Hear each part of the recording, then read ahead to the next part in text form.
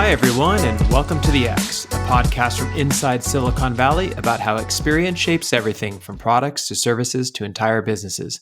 I'm Brian McLean, and I'm here with Demetrius Madrigal. Today, we have a special guest. Ben Fitt is an entrepreneur and owner of Outpost Coffee in the Hawaiian Islands. He joins us from his home in the lush mountains of Kauai, where he is curating some of the best coffee in the world. You might have heard of Ben, as he was featured last month in the Wall Street Journal for his bean to cup movement, farming the trees, fermenting the berries, roasting the beans, and then serving and testing the coffee with patrons, all by himself. We're very excited to have him on the podcast today, and we'll be talking about the experience of coffee and what the future holds for Ben and the industry. All right, Ben, good morning. How are you doing today? I'm great. Thanks for having me. Hey, so for all of us that are not in Hawaii and would love to be there, how are things looking with the weather and the surf? Good. Well, it's the winter here in Kauai, so it's a little our wet season. So it's a little overcast today, a little windy, but I love it. Yeah, I'm actually a surfer myself. So when I heard that you are also a surfer, I thought, man, you really picked a great profession to be living in Hawaii and brewing coffee and surfing every day. Do you get to get out that often? I try as much as I can. Obviously, being a one man show, small business owner, I don't have as much free time as I used to, but I try and make an effort to get out as much as I can for sure. We read about you in the Wall Street Journal, and I'd love to know about how that article came about and everything. But can you kind of give us a rundown of what is your company, kind of what do you do, and maybe like a day in the life of Ben? So we're Outpost Coffee here on Kauai. We grow coffee, we roast coffee, we serve coffee. So we have our own orchard, Kahili Holo, based on the North Shore, just outside of Kilauea, where we Mm-hmm. grow about an acre, and we're actually planting another 2 acres this year, which we're super excited about. And then we also work with other farmers too. So other farmers from Big Island and throughout Hawaii, and then also from coffee that we source internationally too. And then we serve it. We currently have a farmers market stand in Hanalei where we have a full like espresso setup, so people can come and experience that there. We're opening a cafe spot in Hanalei too, coming up.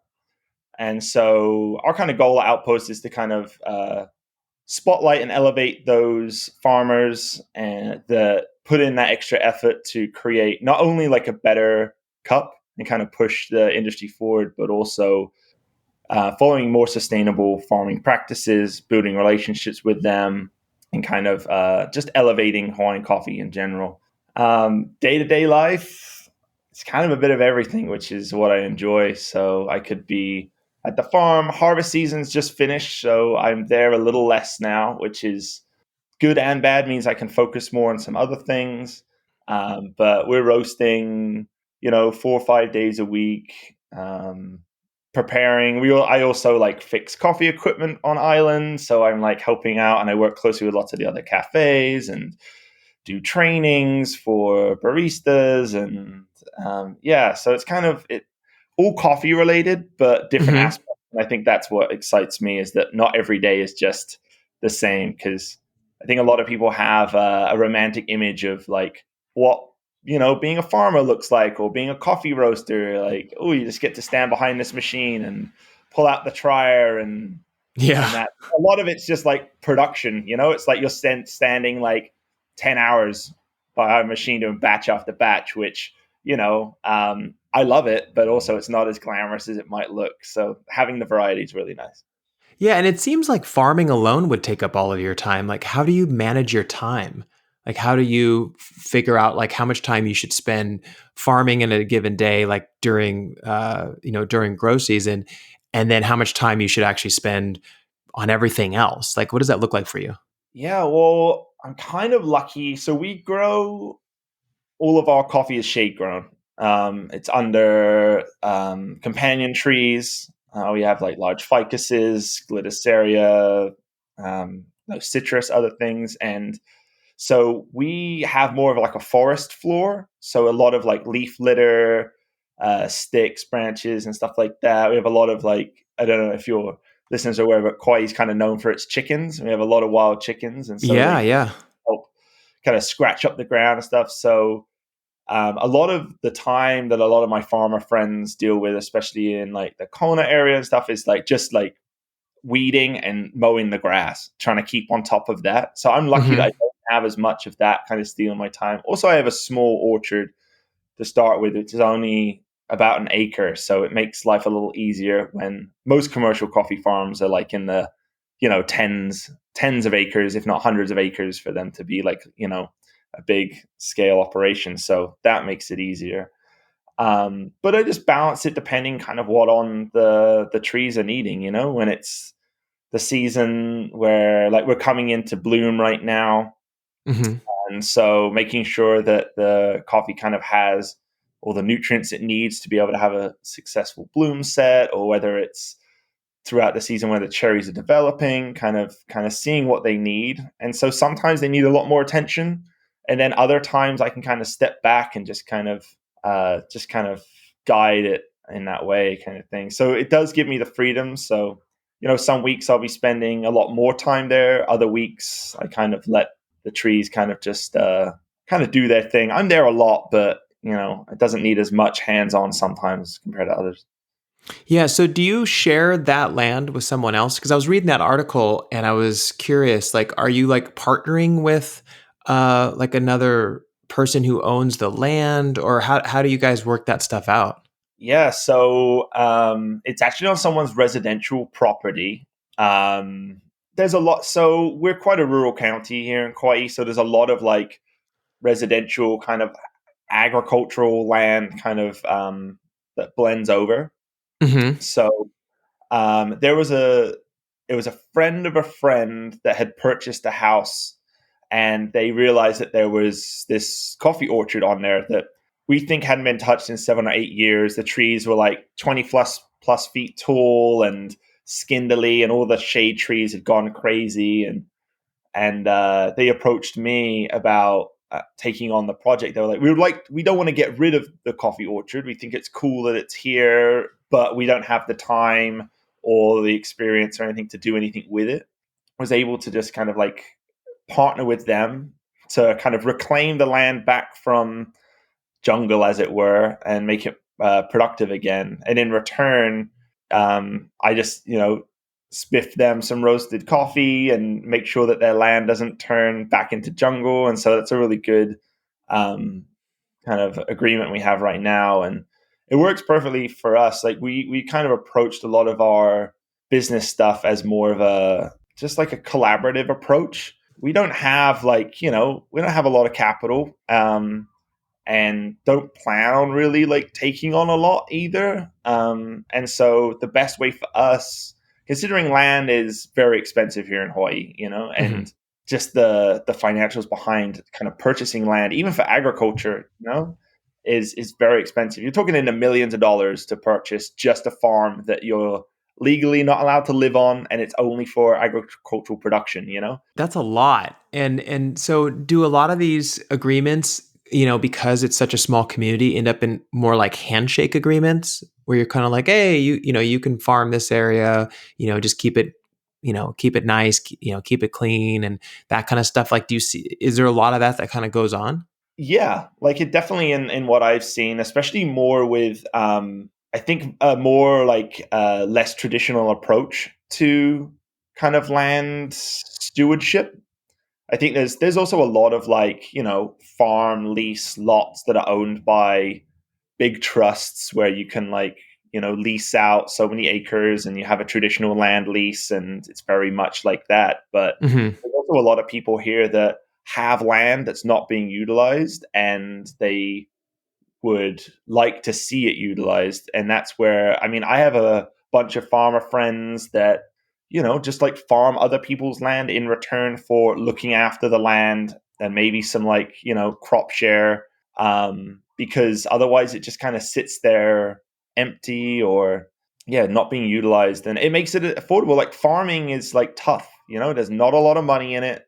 Yeah. There's a lot of work. And like if you're paying lease on land that's fallow, or Like for example, a coffee orchard, you're looking at 4 years from seed to tree that's able to harvest, and so for an average person, paying lease on a farm for 4 years before you make any money from it can be really challenging. So having agreements like this is definitely makes it easier for people like myself.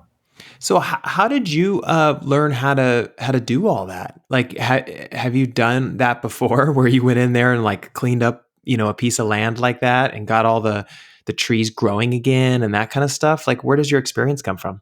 No, I mean, this is the first time I've really commercially grown any crop. So yes, it was definitely like a lot of learning, a lot of reaching out to other farmers, and luckily enough, we have a really great community here in Hawaii where I've developed a lot of like close friendships with farmers that are just willing to be like take me under their wing, and I can phone them up and be like, hey, like this is happening, or I don't know what to do now, and they'll like guide me through it, which has been really great.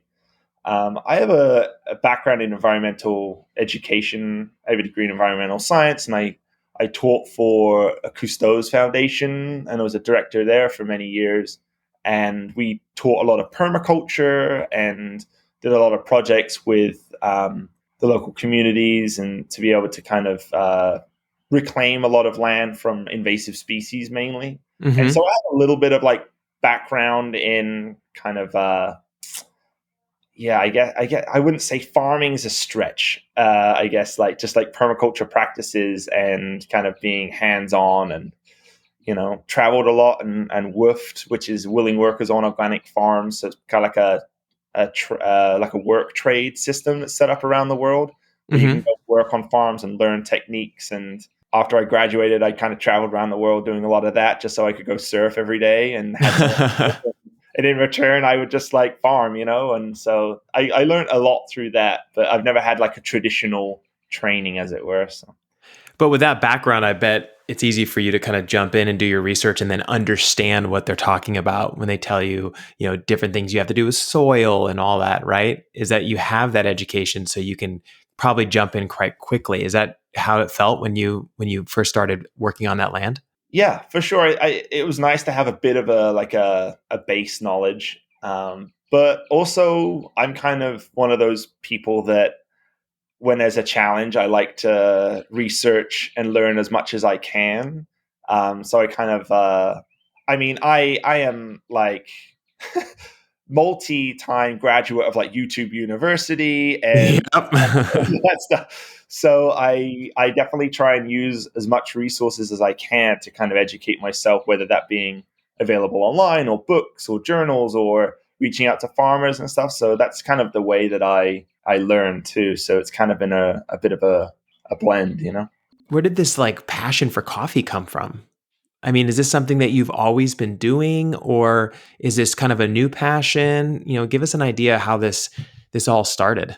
I think it kind of starts like a lot of people that I know that have got into kind of any industry that they were passionate about is just kind of being, first of all, just being like a consumer, I guess. Like, I love not only the taste of coffee, but the culture around it. I would always go to cafes when I was in college. It was kind of that place where I could kind of hang out and work, and kind of always had this positive feeling around the beverage and the community that it like sets up. And then the first time I really got kind of deeper involved in that was when I was living in New Zealand, and their cafe culture is like very different from what I grew up in England. England's very, or at the time, there was no like kind of like specialty. Like if went somewhere and you got a latte, that was like fancy, and Yeah. and then I got to New Zealand, and you're stopping at like a gas station and you're getting like better coffee than I've ever had in my life, and you're like, what's going on? Like this is great, but like, Yeah. and then just being exposed a bit more to like just the nuances of it as well, and like how it's prepared. And I worked in a bar just to kind of support my surfing habit when I was young and traveling, and we had an espresso machine, and I had no idea how to use it. Like someone would order a cappuccino, and I'd be like, I've seen people put like coffee in this thing, and like it comes out, but I have no idea how it works. And so being the curious kind of person I am, I remember like going and bugging the barista I used to get coffee from every morning and being like, hey, like I have to use one of these. Like, how does it work?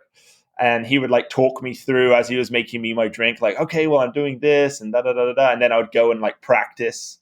And then I realized that when people were ordering coffee, I got more excited than when they were ordering cocktails or anything like that. I was just like, oh gosh, I wish people would order more coffee so I could make more of it. And then I was like, maybe this is a sign that I should make coffee for a living. I find this more fun. And so I started doing that.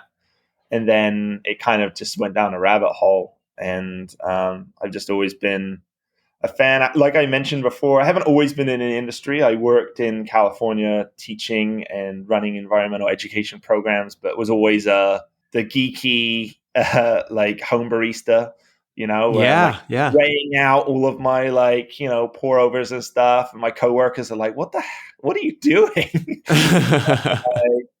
And then it wasn't until actually I moved back to Hawaii when I moved out here, and I wanted to step away from education and that kind of thing. I felt like I needed a break from it, and I was like, well, what else do I really like to do? I've always loved coffee, and I was like, I want to go work in a cafe again, and just see what it's like. The idea was just for like a few months, just to be like, jump back in the old game and see how it goes, kind of thing. And then I realized that, like, wow, I actually really like doing this, and I'm able to blend a lot of my like passions of me being like kind of nerdy and the Hmm. side of my brain with coffee, as well as the like creative side, and then interacting with people. I really like being able to serve people and build relationships, and it's kind of been a perfect blend for me to kind of like hit a lot of those things that I need to make me kind of satisfied. So Yeah, I can hear it in your voice. Like I can hear the passion for it. And what I like is it seems like you're really interested in all aspects of it, from the farming all the way down to the point where you're talking to a customer and you're kind of looking at them and saying, thinking to yourself like, "Oh, they're going to like this cup of coffee I just made for them." And what I'm really curious about, and this is something Demetrius and I are always analyzing, we have been for the longest time, is the point in which you decided, okay, I love coffee, I love brewing it, I love being with the customers, I love doing all that. And then you're transferring that over to, I think I'm going to start my own company. And it's such a big leap, both mentally and obviously from the amount of work that's required to do it. I'd love for you to talk to me a little bit about what was your thinking at the time when you're back in Hawaii and you're working at the cafes and you're really enjoying yourself and you're like, now I think I'm going to switch this over and I'm going to try to own something of my own. yeah, I think that I think a lot of people that start their own companies kind of have that thought or feeling in the back of their mind, of like, I want to kind of create something myself. And I definitely have heard this story many times from fellow business owners and stuff. And there's always been this little kind of itch in the back of like, oh, what if I was to do something for myself? But how Outpost came to be was kind of by accident in a way. Was that I was roasting for another company, and we were just like roasting as much as we can. We were roasting 7 days a week, like 10 hours, 12 hours at a time, like maxing out the capacity of our roasting kind of facility. And like I mentioned earlier on, like it sounds very glamorous being a coffee roaster, but a lot of it's kind of like, it's kind of like being a chef sometimes. Like you don't get to be as creative all the time as you kind of want to be, because like you just have to keep making people's meals. Um, Yep. and so it got to that point where I was loving what I was doing, but I wasn't being able to like kind of have the freedom of expression that I wanted to, of like, well, if I was to change the roast profile like this, like, would it taste better? And the mentality at the time, because we were just so busy, was just like, if it ain't broke, don't fix it. Just keep on doing it, kind of thing. And I was like, I get it, but like, this is not fulfilling for me. And so I ended up buying my own like little roaster, because I was like, okay, like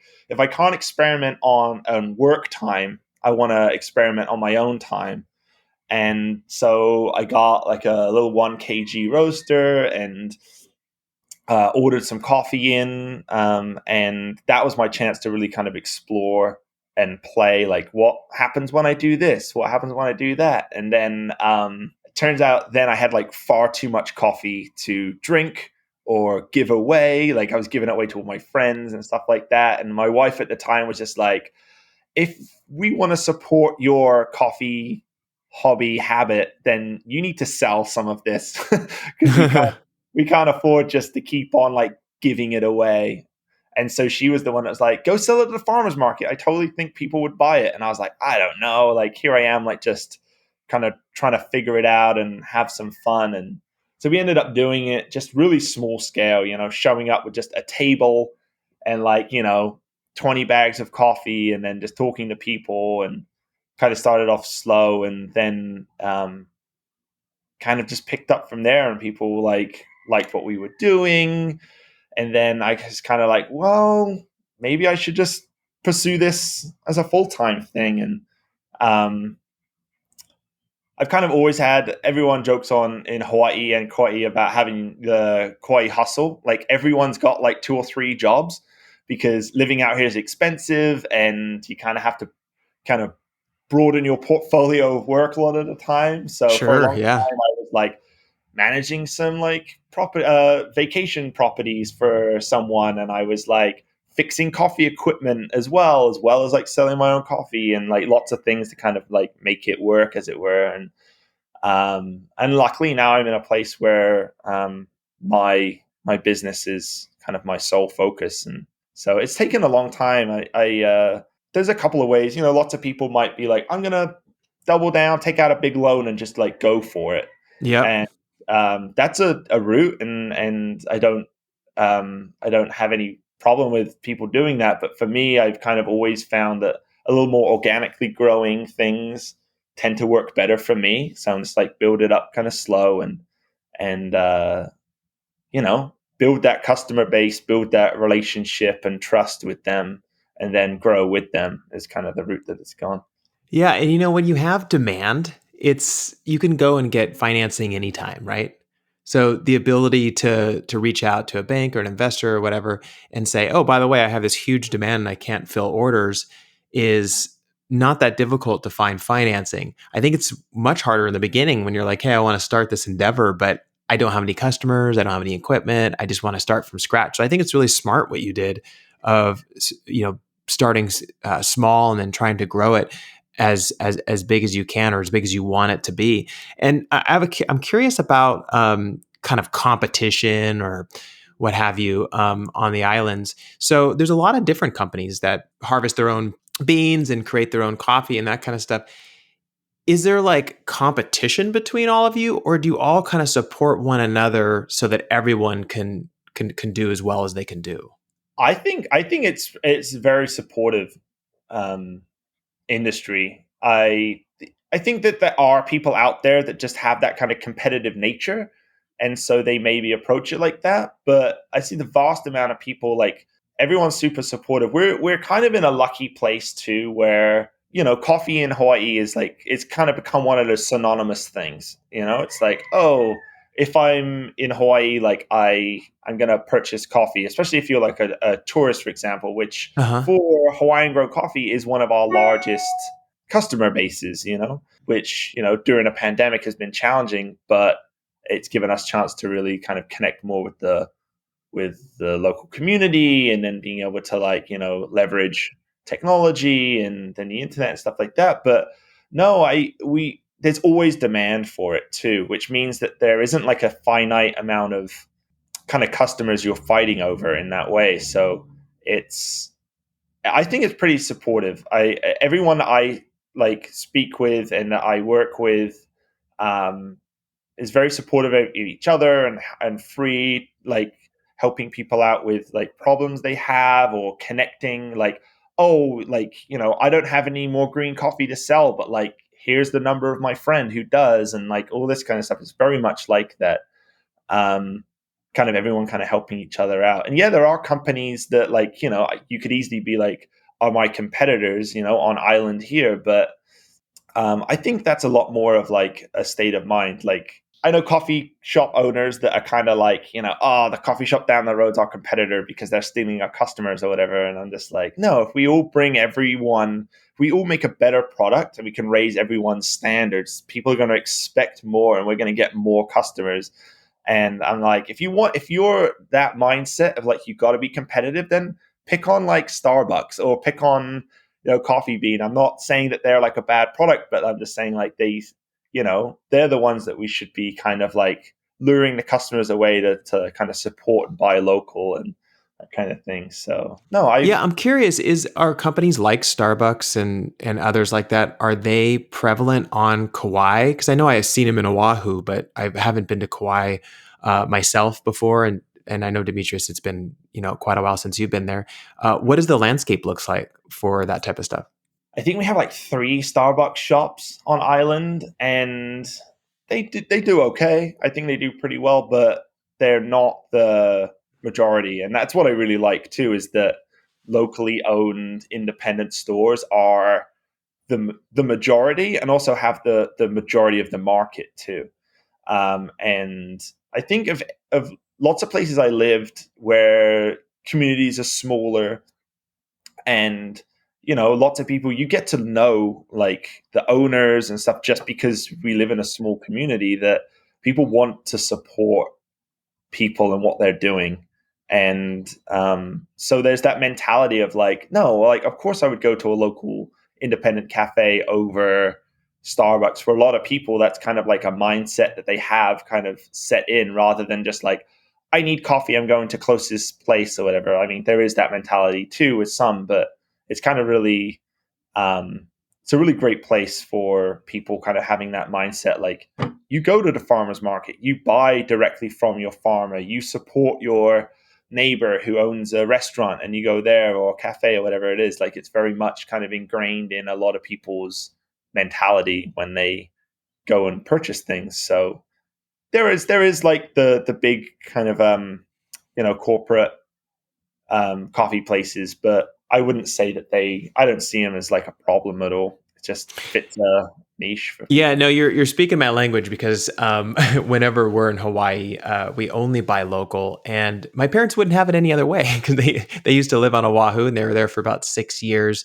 when they were younger, and we used to go back every summer to visit friends and kind of just visit, and every place that we went was a local place. Like, we didn't go to like chain restaurants and stuff like that. We were always trying to support the local community, and I love hearing that, because I feel like that's the way to do it. Like, especially when you're brewing like a very kind of artisan coffee that the world knows about, right? Like, if you talk to anyone, we're here in Silicon Valley, and Demetrius is in Santa Clara, and I'm in San Mateo near San Francisco.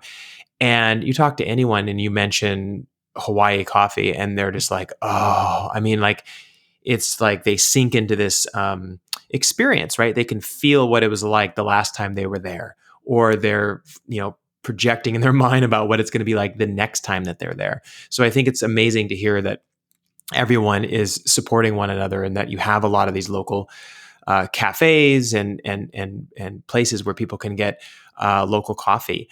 I am curious though about the article, the Wall Street Journal article, how that came about. Can you share with us how that came about? Yeah, of course. It's kind of funny. Lots of people have been like, "How did you get that?" Kind of thing. And I think the story is just, we were at the farmers market doing our thing, just serving coffee. A guest came up, had some questions about what we were serving and what we were doing. No more than like any other curious coffee consumer, and had a chat with Tom. And then he reached out to me like the week during that week, and was like, "Hey, like, I would love to like meet up and talk. I'm a journalist. I think what you're doing is really cool." And so I was like, "Sure." So we went and grabbed coffee and had a chat, and then he was like, "I'd love to write a story about you." And I didn't know anything about Tom, and so I was just like, "Sure, whatever." I thought he wrote like a blog online or something. Mm-hmm. And then he approached me and he's like, "Yeah, well, I pitched it to the Wall Street Journal and they want to run it." And I'm like, "What? That's like a What? publication, Like, I was not expecting it." And it's been really great. I don't know. I think any kind of like recognition is just kind of nice when you um, work, like work hard and kind of put yourself out there for other people to see, like, oh yeah, like we align with that. Like we think what you're doing is cool, and you're like, that's great. Some validation is always kind of nice, and people have been really, really sweet and supportive over it. So yeah, just kind of happened. Just a customer at the market had no idea. So Yeah, I thought it was an amazing article. What he wrote was fantastic, and it's what got our attention. And we wanted to reach out to you. And there were a couple things in there that really got us interested. And it's this idea of the nano roasting and kind of the bean to cup movement that was mentioned in there. Can you give our listeners kind of a breakdown or an idea of what that is? What does it mean to kind of nano roast, and what is this bean to cup movement that people are starting to hear about now? yeah, I think nano roasting in that way, I guess, is kind of a term that, like keeping things smaller as well. Like I said, like I kind of been organically growing, and so for me to be able to roast on a small scale makes it attainable for me to be able to do it. Um, and then in terms of the seed to cup kind of movement, I think that there's been a movement for a long time in kind of like bringing forward the role of the farmer during specialty coffee. I think if you, in kind of Silicon Valley area or San Francisco, there's plenty of coffee shops where you might go in and pick up a bag of coffee, and it's named after the farmer. And I think that Yeah. that's really important part that for a long time, coffee, it wasn't about it was about the last mile, as it were. Whether it's the roaster or the barista making you the coffee, that's what was the thing that made the product. But having being part of every step now, I fully appreciate the amount of effort it takes to get that green coffee to the roastery. Like it's a massive amount of work, and it's tiring and laborious and like risky and like all this kind of stuff. And so trying to be able to elevate the farmer in that way, I think kind of like it just educates the customer in a way of just being like, hey, this is an agricultural product. It's a fruit that grows on a tree, it's a long journey. Like it passes through many hands before it gets to you. And I think the easiest way is not the easiest way, but a way of sharing that journey with the customer is doing it all yourself, and like I like to go to a farmer's market where I can like speak to the farmer who grew the vegetables and maybe be like, how do you like to prepare it? Or, what's good, what's in season?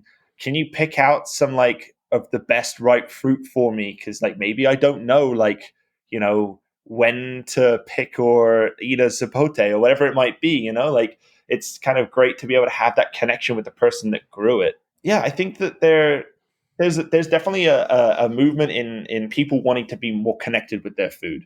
And I think we've seen that in a lot of like, in farm to table restaurant movement, in a lot of other kind of areas of the food world. So starting to see it more in the coffee world is really great, but it's also really needed. I think that unless we really acknowledge the effort and the time and effort and risk that the farmers put into being able to create this coffee, if we don't acknowledge it and pay what it's worth, we won't have it in the future. That's the reality of it, especially with the challenges of climate change and pandemics and financial markets kind of being where they're at. It's it's a lot. We consider it a commodity, but it really isn't. It's a luxury product for sure. Oh, absolutely. I mean, before we started communicating about this podcast, I was actually talking to my dad about it. And he was saying, yeah, it's crazy because he said, when I think back when I was younger, I mean, the only thing we had was like Folgers.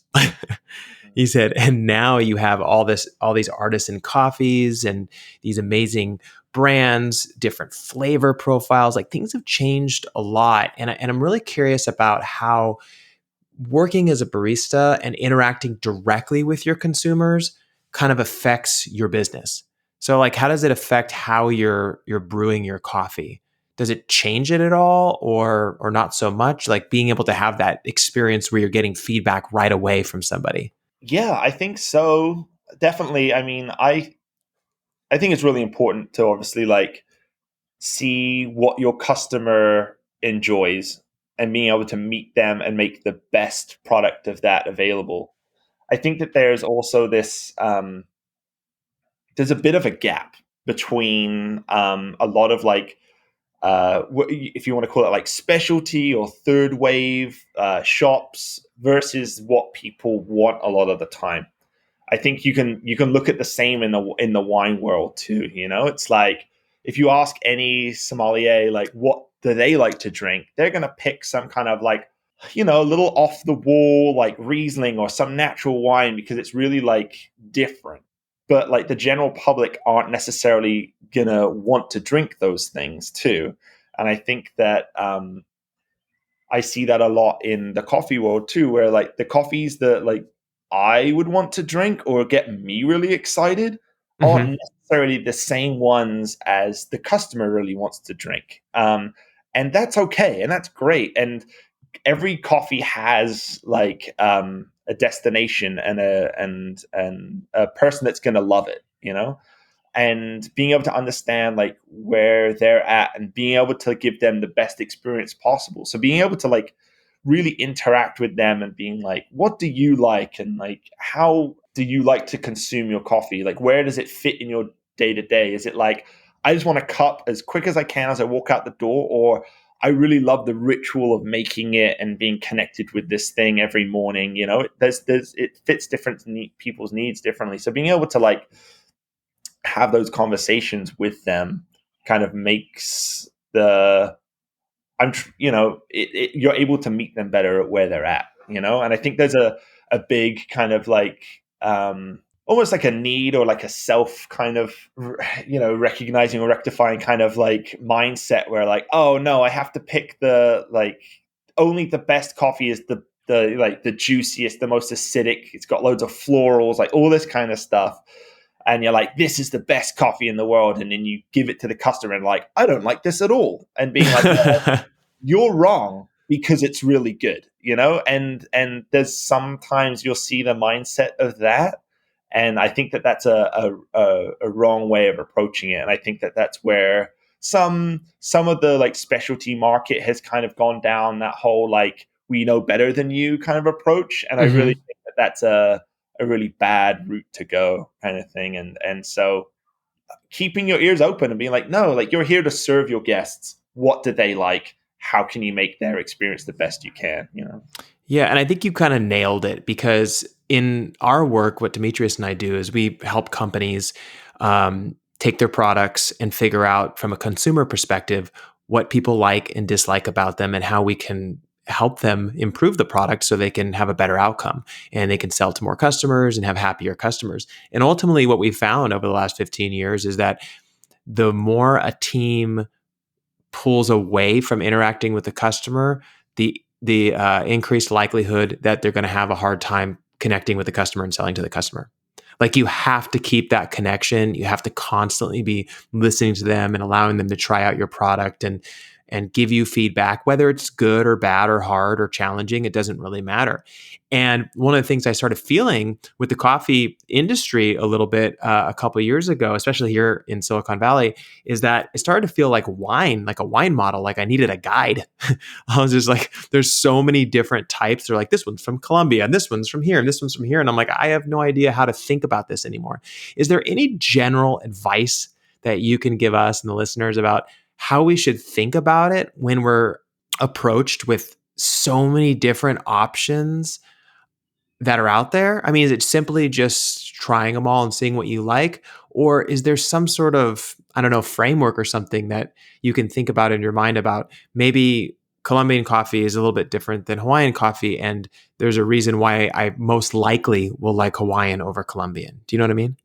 Yeah, that's a tough one. I think the best resource is to go and buy coffee from a place that like knows about it. Like I love wine, but I get completely overwhelmed when I walk into like a wine store or an aisle somewhere full of wine, because like I don't know anything about like certain regions or certain styles and stuff. So I always go to the wine shop where there's a knowledgeable person, and I'm like, hey, I like this, this, and this. What do you recommend?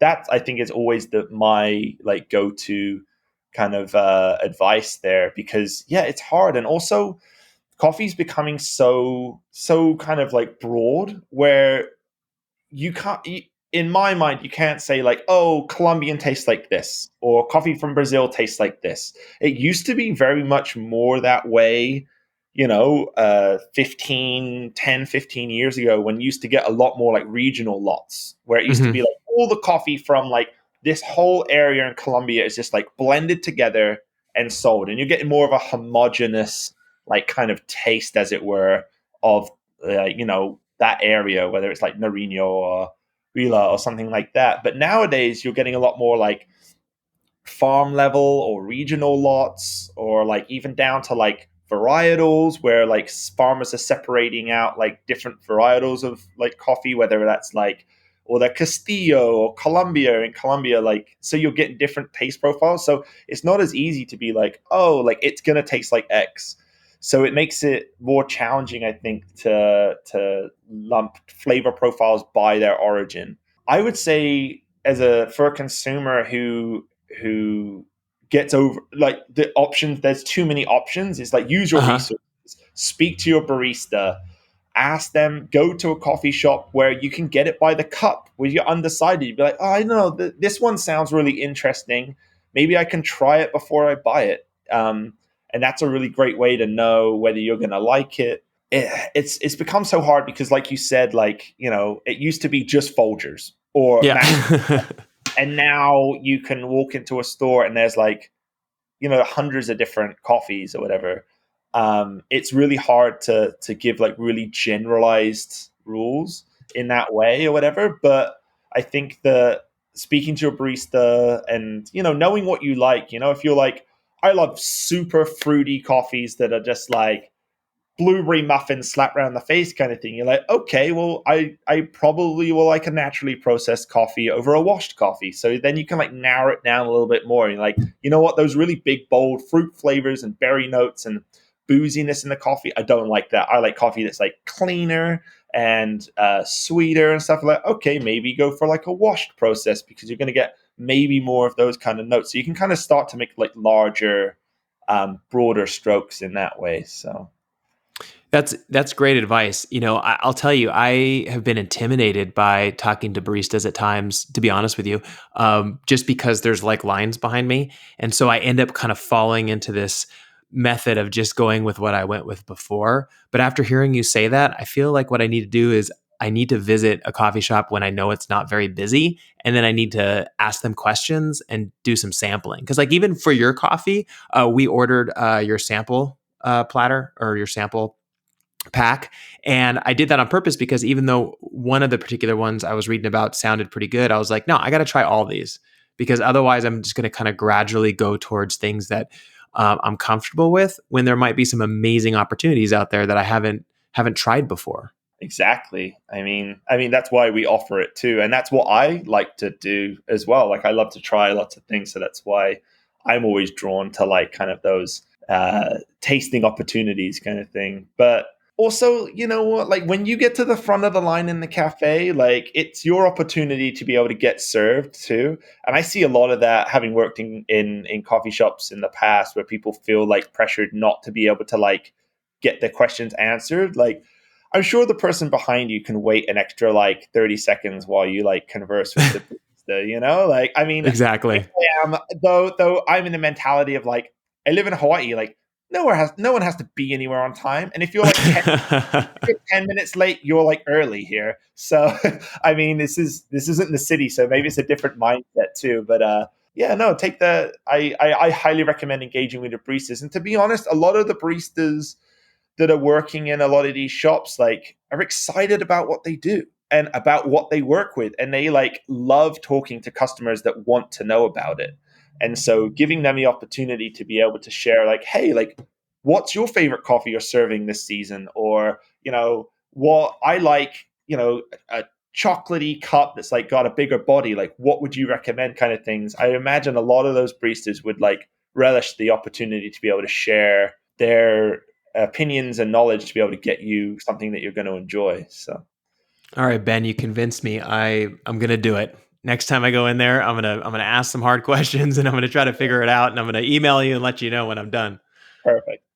Demetrius had some questions about your kind of farming approach. Dee, do you want to jump in and ask those? Yeah, absolutely. So I was really curious about kind of the agricultural approach that you take. Do you feel it's unique amongst your neighbors there in the coffee industry, or is it pretty similar to what they're doing? I wouldn't say unique. I would say maybe it's a little less common for sure. Also, we have the approach of being a little more diversified. Lots of farmers will just farm coffee. The coffee industry is kind of very fragmented in a lot of ways. There'll often be a lot of places, and especially when you talk on the grand scale of things, where we're not in Hawaii, where like if you're a farmer in, Colombia or El Salvador, you're just farming coffee. And chances are you're maybe like milling it and drying it yourself, or you're sending it to a co op mill that does it. And then they're the ones that then will like dry it and mill it and grate it and bag it. And then it gets shipped. And then a roaster gets it. So there's very few people doing a lot of the steps.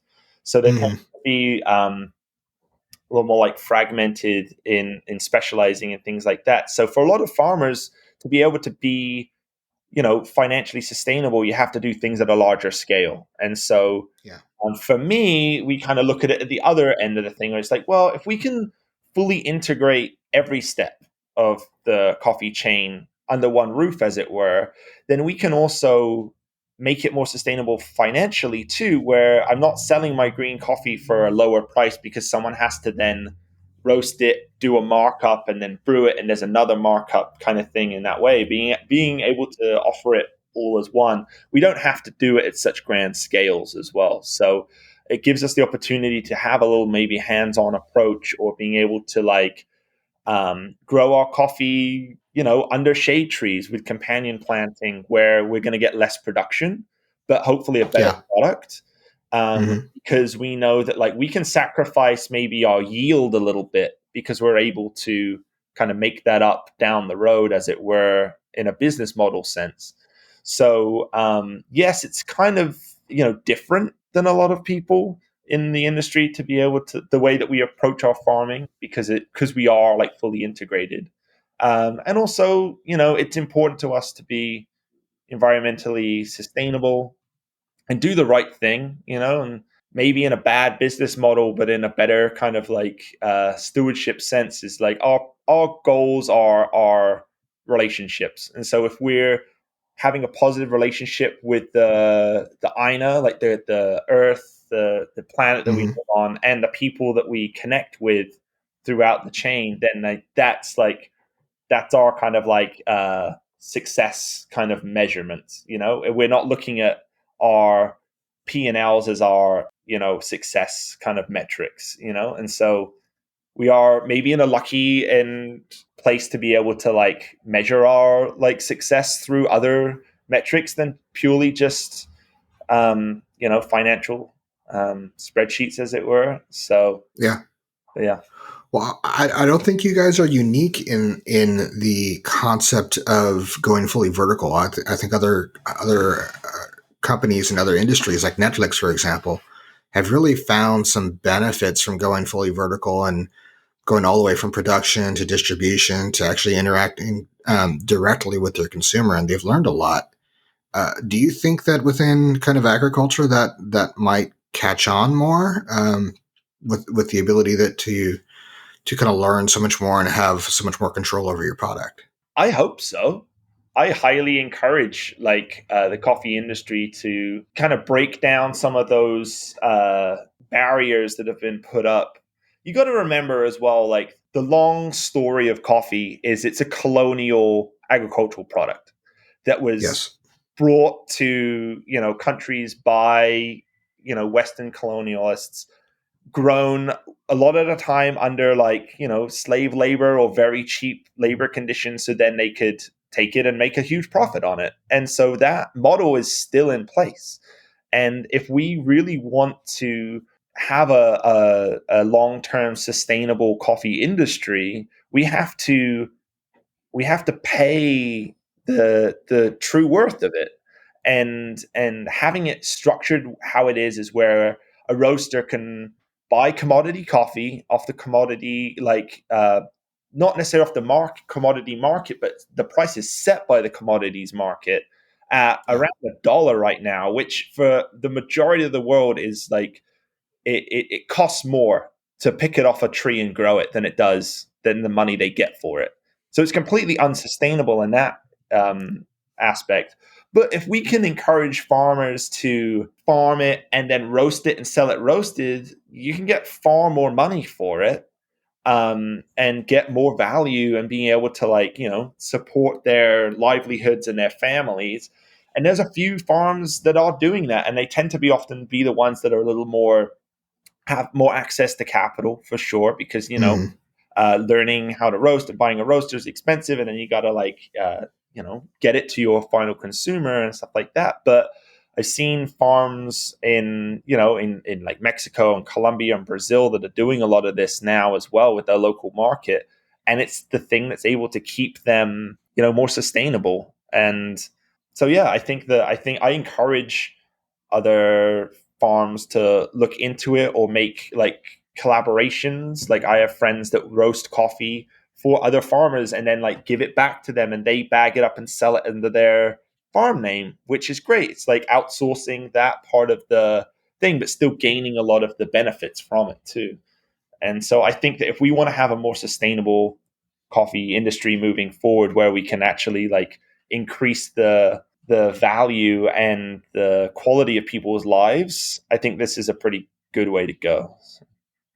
Yeah, I think it's absolutely awesome. And we talked to some people, being in Silicon Valley. Number one, Silicon Valley was, before it was a tech hub, it was an agricultural area. And my family, for example, going back generations, were working in agriculture before everybody started getting jobs in tech. And we're so close to all the other farmland and to Napa that sometimes we actually get to spend some time talking to them and some of their approaches. And what I'm hearing from you is very similar to what I hear from some of those vineyards and winemakers who have total control over how the product is produced and how also it's being consumed by people who are coming to their vineyards, and they're getting direct feedback, and they're using that in order to continue to work on their product. So I think it's really fascinating, and I'm looking forward to next time I'm in Kauai to swing by Outpost and get some coffee. Yeah, we would love to see you for sure. Ben, I'm really curious about technology. Has technology injected itself into this process at all, or are you using any technology to enhance your business? For sure. From the roasting standpoint, I think that it's become more and more common to use roasts profile software, such as Cropster is the largest one on the market, probably, that's used by a lot of roasters. And really, that just gives you real-time feedback of what's going on. It's really hard to know what's happening on a second by second feedback. It just from look and smell and so that's really helpful. And I use software to roast. I think there's some people think that it means that I press a button and walk away and then the coffee comes out. More of just a window into what's going on. So imagine a real-time graph of, you're looking at the bean probe temperature, so what's happening, and then your environmental temperature, so the air in the roaster will actually be a different temperature from the beans in there, and they actually and then rate of rise is a big one, where it's a delta of the rate of rise over time. And so I use that as great feedback. And so it gives you more chance to be more consistent, gives you a bit of a window in to know whether the roast is going to be within an acceptable window of like development and stuff like that. So that's a use of technology that I couldn't go back to roasting without it now. I'm kind of at that point where Oh, really? personally I wouldn't feel comfortable just because I used to roast without software. That's how I learned. And then when I started roasting with it, it kind of opened up a whole new world of like, wow, okay, this is what's actually happening. So it's kind of, I wouldn't want to move away from it again because it's so useful. Um, and then in terms of technology, being a small business, I think the prevalence of using companies like with integrated software, like with,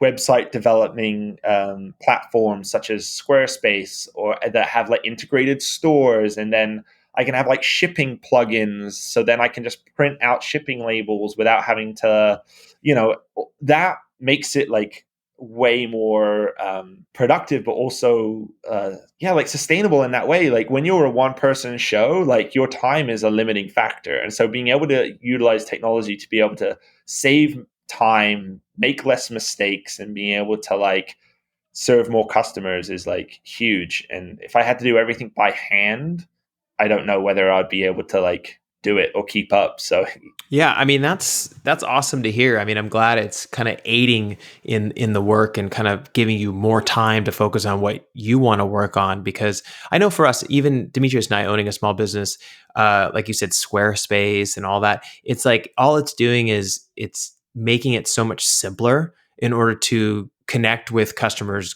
globally, basically. Are you looking to try to expand to the point where a lot of the coffee that you're producing is going to be shipped out, to customers that are just interested in purchasing around the world your coffee, or are you putting most of your effort into selling locally?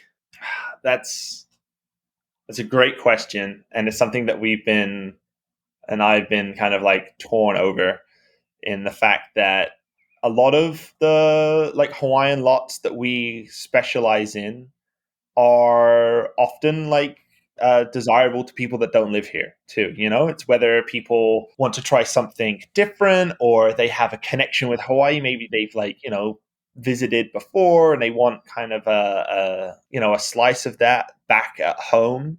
That's a huge amount of the market. Like that's the thing that, especially during this pandemic, has managed to keep the Hawaiian coffee industry afloat.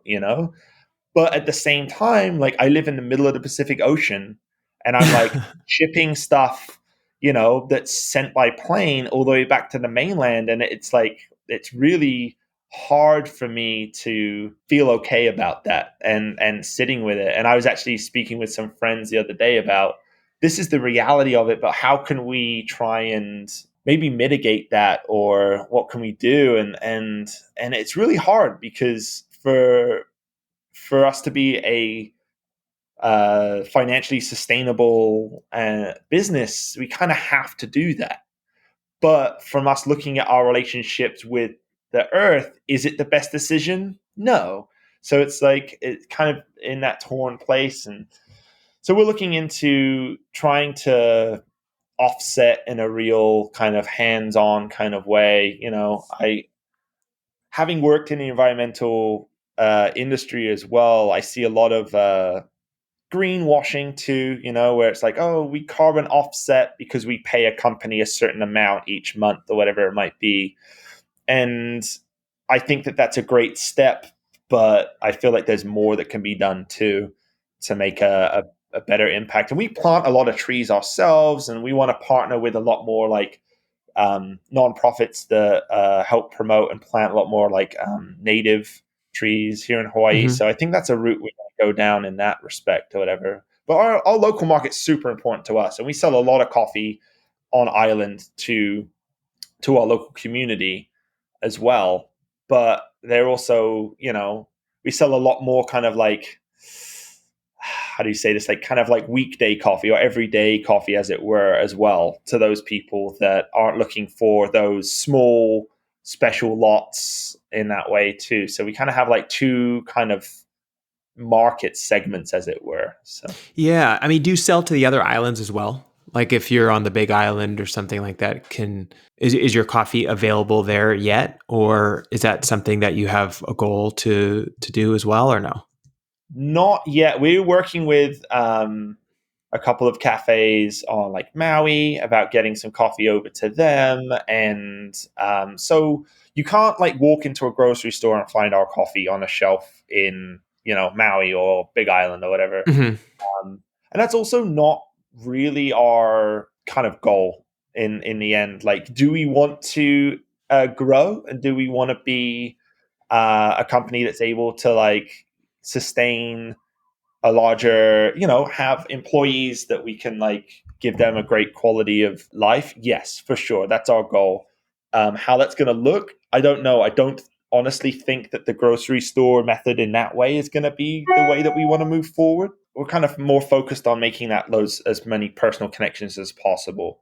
And so I feel like working with either cafes or our own cafe, or having like more in-person interactions. Like in the future, we plan on like hosting more tours at our new orchard and stuff like that to really kind of create those connections personally. That's kind of our kind of goal, rather than the just be in as many stores as possible.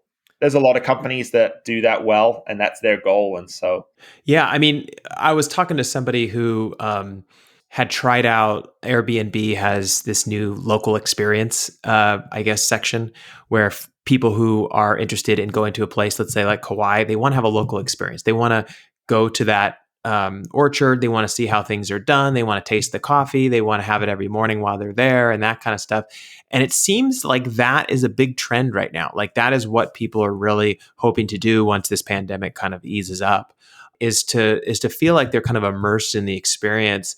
And it kind of sounds like that's the direction you're heading, which can be really amazing for you because you've been getting a lot of great press about the work that you're doing, which is awesome. And then that will drive people, it sounds like, to Kauai and wanting to come visit you.